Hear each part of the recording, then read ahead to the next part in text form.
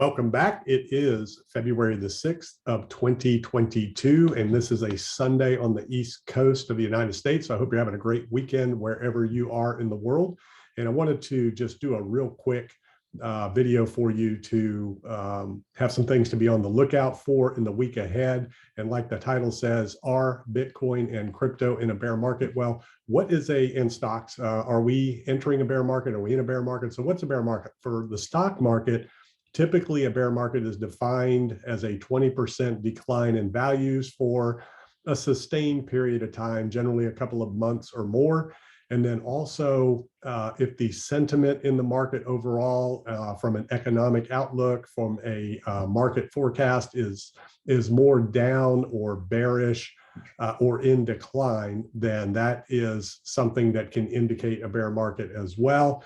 And the general economic outlook and things like that, if they are not looking good, that can indicate more bear market type signals, things like that. So what are the indications that we can look for a bear market in crypto? As you know, crypto can draw down 80%. Bitcoin in the history of its existence has drawn down 70 to 80% consistently in bear market cycles. Altcoins can draw down 80, 90%. Some of them go away altogether in bear markets or crypto winters. And so far this cycle, this time, we've only seen about a 50% drawdown for Bitcoin, while some of the cryptocurrencies and altcoins have drawn down 80 to 90% recently. So what does that mean? Are we entering a bear market? Are we in a bear market? And when can we see things turn around? So let's take a look at what's out there.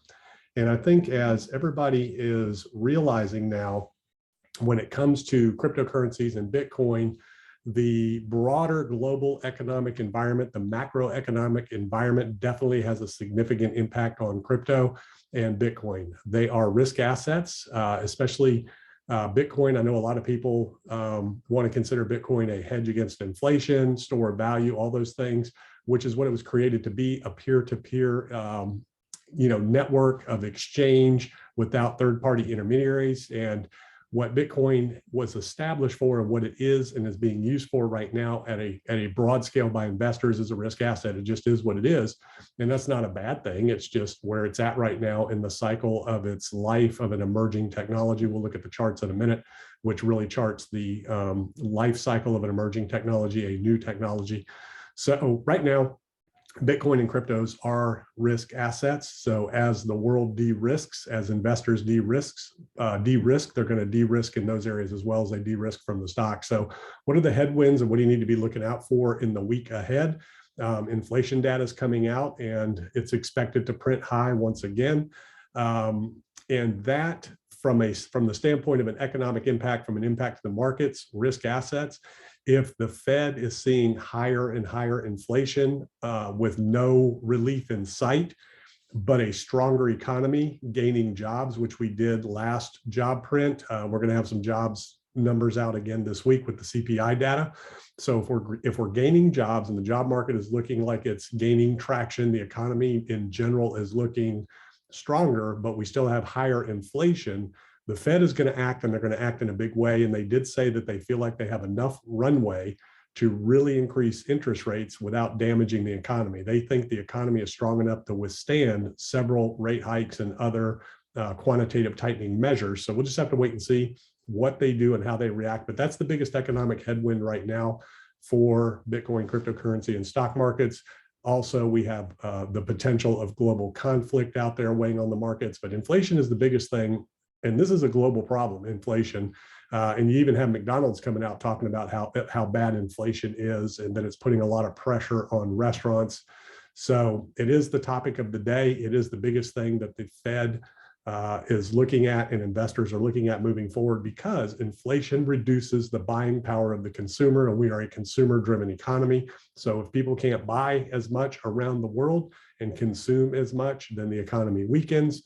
And if you have rising rates, you have a rise in inflation, weaker consumer demand and spending, then you end up with a stagflation in a declining economy around the world. So that's what investors are looking at. That's what the Fed is looking at. And those are some of the biggest things that we need to be watching in the weeks ahead. Of course, conflict is still a big issue. We know that if we end up in global conflict with Russia, Ukraine, China may be entering the picture, and the United States and the European Union rallying against this, that will affect markets, and the degree of the conflict will determine the degree of the impact that it will have on markets. And again, crypto will follow suit.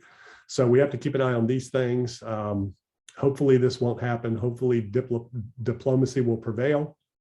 We're not likely to see anything during the Olympics, since China and Russia are allies, and I don't think Russia wants to mess up China's spotlight with the Olympic Games right now, but they are not quite ready yet. It says that they are 70% of capacity needed for a full invasion, and they're stacking the deck pretty strong for a big invasion. So we'll see how this goes. This could just be Russia positioning and posturing. This will put pressure on energy markets. So we'll have to see how that all plays out. So let's take a look at the charts, and let's take a look at Bitcoin and see what Bitcoin is doing today. Bitcoin is printing the infamous BART pattern on the hourly time frame, and what usually happens with these BART patterns is usually a drop. It'll continue to retrace down this other side. So what everybody's on the lookout for right now is this little leg down here, back to this area of resistance around that 37,000 range, where Bitcoin has been ranging between 35 and 39,000. We had this big jump up here. Bitcoin had a big jump up here the last couple of days. A lot of shorts were liquidated. A lot of people are going long, so there's a potential for a liquidation and a cascade down. Sunday nights, Sunday afternoon, Sunday evenings can always be kind of fun for a big drop. So we'll just have to see and just be on the watch for that if you're trading. If you're a long-term investor, again, we'll take more of a long-term look here and talk about whether or not we're seeing bear market conditions or potential, and what that looks like and what the outcome looks like. But right now we're looking at the hourly, and you can go through the chart and just kind of back check these BART patterns when they print, and generally they generally come down on the other side, especially in a down market.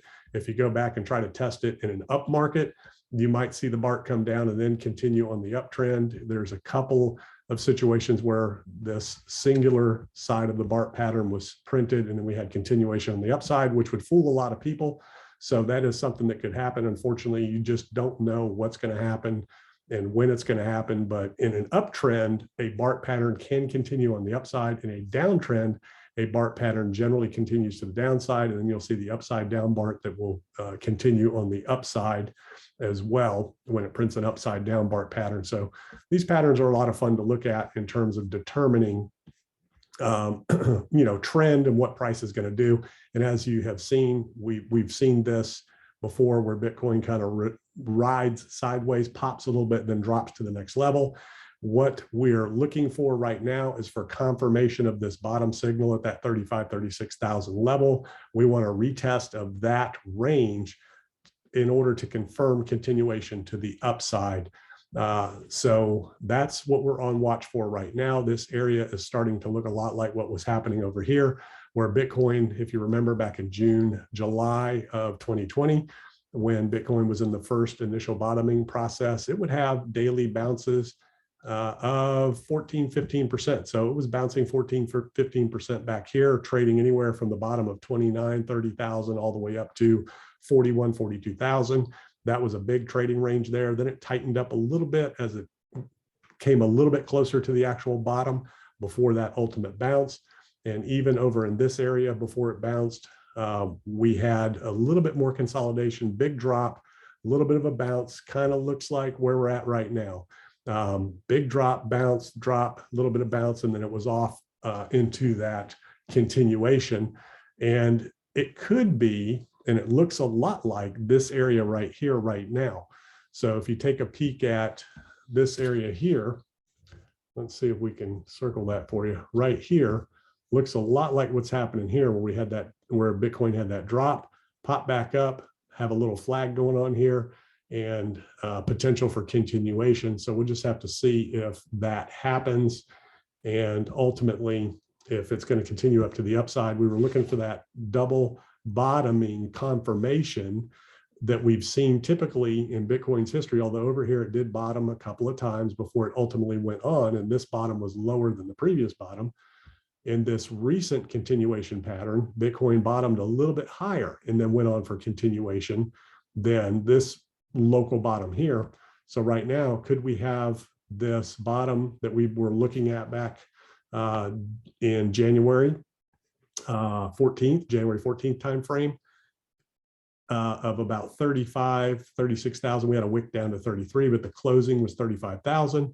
Now this most recent closing was 36.8. So could that be the second bottom that we were looking for before we see a little bit more continuation up to these this level of that 45, 47 to 50,000 range when we're looking for the Fibonacci retracement levels that Bitcoin typically hits? And if you go from wick to wick, that 0.5, which is 50%, is in that 50,000 range. And then the 618, 61.8% is in that 55 to 13 range. And then of course the 702, which would be the ultimate test, is the 58,000 if it retraced to that level. And if it broke that, then you could look for potential continuation. But generally what we're trying to determine is Bitcoin going to retrace to these levels, then roll back over and test the macro low of the cycle, which is that 30,000 level, to see if it breaks through there or if it holds up. And again, my thesis is there was just so much buying pressure and activity here at $30,000. I don't know if Bitcoin, other than a serious economic event or crisis like we saw back in March of 2020, could cause a break of that level back down to lows that it'll go as low as it'll go if you're in a serious economic event. But in general market conditions, as long as things remain steady onward towards March, I don't see Bitcoin breaking 30,000 unless the Fed comes out extremely hawkish and just really damages the markets. And then Bitcoin could potentially break this level and continue on for some more downside. And that's when you would have an ultimate bear market confirmation. So how do you know you're in a bear market? We're definitely in a downtrend. You could call this a bear market, whatever you want to call it. We had a downtrend here back in July, and it looked like we were headed for lower prices before the rebound and new all-time high to where we're at now. But in the life cycle of Bitcoin, if you look at it on a log scale, Bitcoin has been in an upward trend since existence. It's been in a bull market since its existence. And what does a bear market look like for Bitcoin? Basically, it's a longer sustained cycle. If you look at the peak of November and December of 2017, that $20,000 peak, it was basically let's just go to this point right here. February, March, January, February of 2020. So it was a couple of years of a consolidatory up and down kind of a market. And right in this area here, around December of 2018 or 2019, 2020, December, January, is where I feel like the market was heading up for the new bull cycle before we had the pandemic drop. And this was basically a 3-month from March of 2020 till May of 2020. So that was about a 3-month period it took to get back to that level, maybe 4 months if you go here to July of 2020, 4 or 5 months it took to get back to that area where it was ready to run. And again, this was a Fed-driven bull rally right here, and it was all markets, and all of the markets kind of fell at the same time. Back here, they started tipping in, if you look at the cycles here in the markets, they started tipping basically in February of 2020. And if you go back and look at the stock markets, the Dow started tipping February of 2020. Of course, the bottoms may have come in pretty much around the same time. I heard somebody say the other day that Bitcoin kind of led this drop. All the markets kind of fell all at the same time back in 2020. They all started right around February, and they all bottomed around that March timeframe.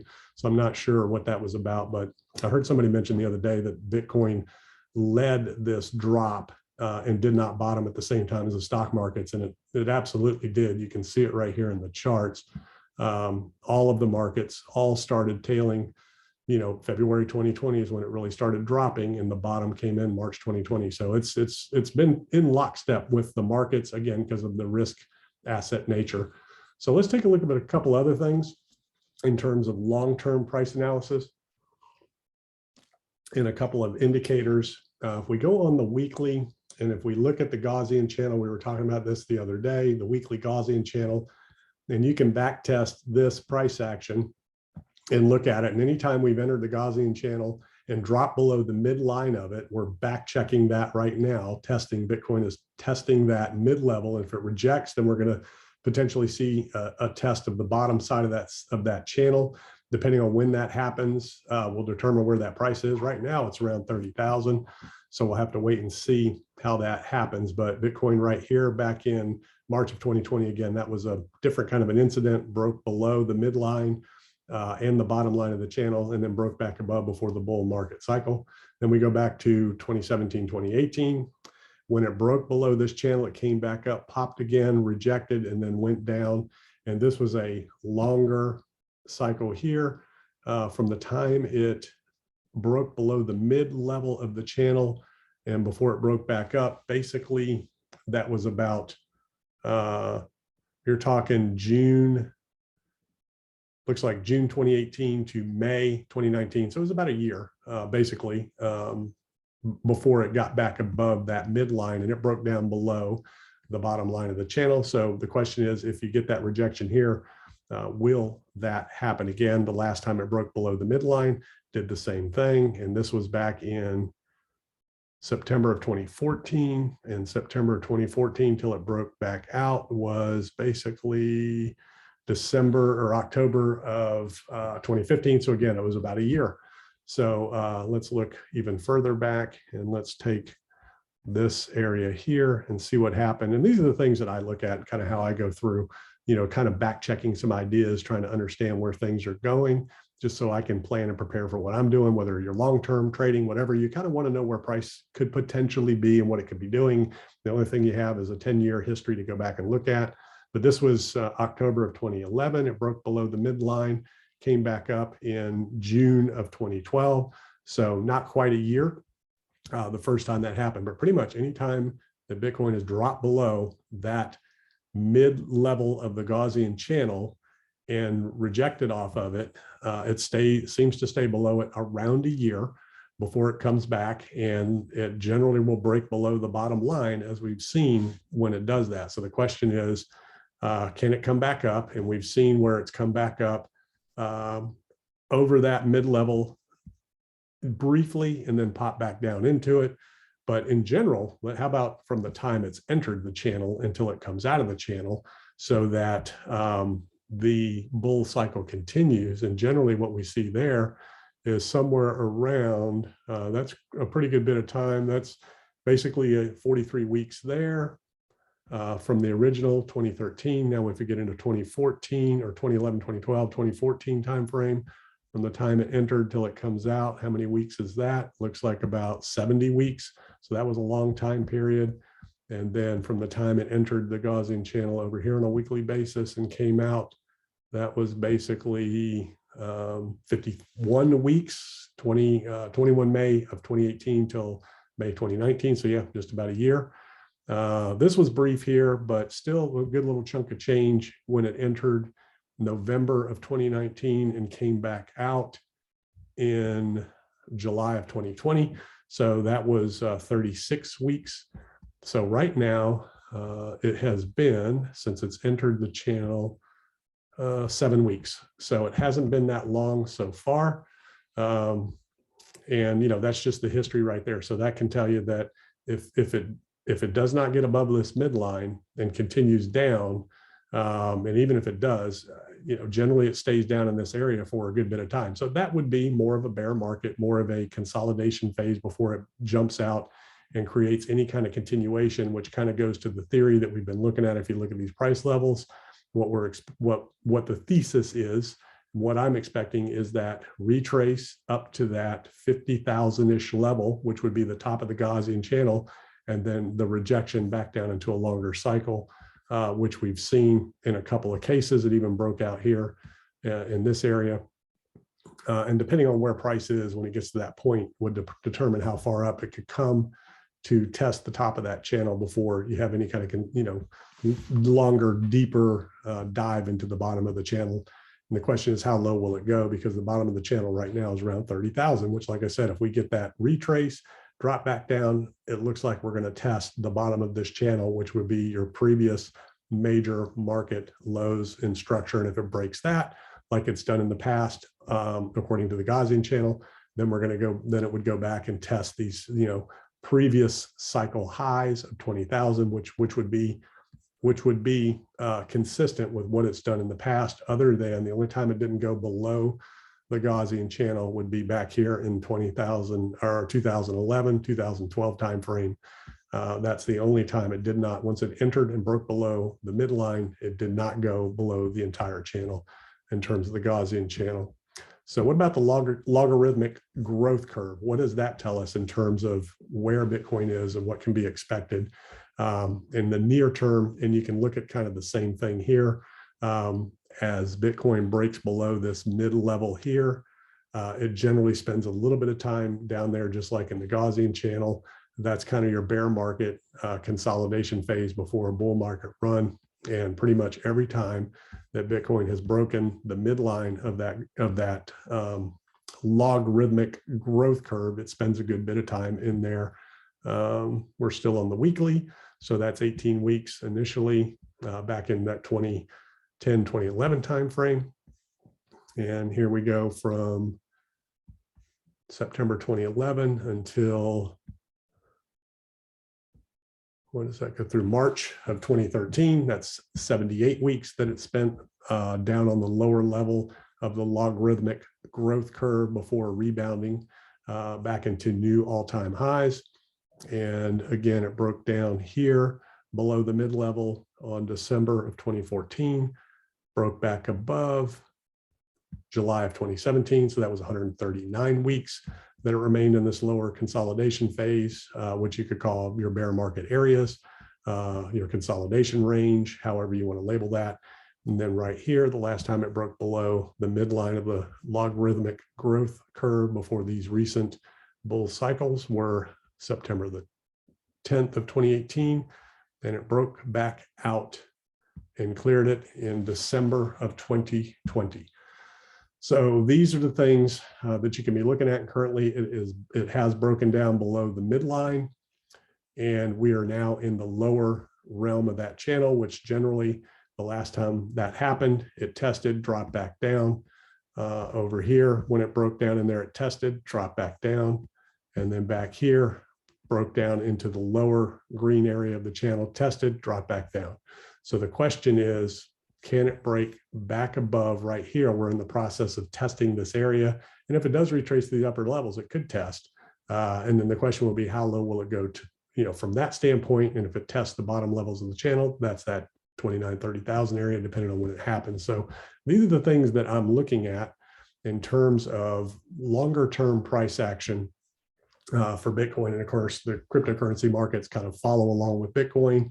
So we'll just have to wait and see how this area breaks out. This BART pattern right here generally is going to drop back down and retrace that move before continuation. So the real question is, after we've looked at all this, is how long are we in a bear market, number one? And we are definitely in a bear cycle in terms of the longer macro bull market of crypto and Bitcoin. We're definitely in a bear cycle. We're definitely in a bear market. Bear markets can last a couple of months to a couple of years, as we've seen in the charts. Does that mean it's going to go to major levels that we haven't seen before? We do not have the Fed propping up the markets at the moment. Well, they still are with asset purchases, things like that. They're still purchasing assets and they're still pumping a little bit of liquidity in the market, but and the rates haven't changed yet. So right now the Fed is still participating. So until they stop, we don't know what that's going to look like. Once they stop, that could lend towards an environment of continuation of the downtrend and of the bear market conditions we're in right now. So it could be a multi-year, year or two.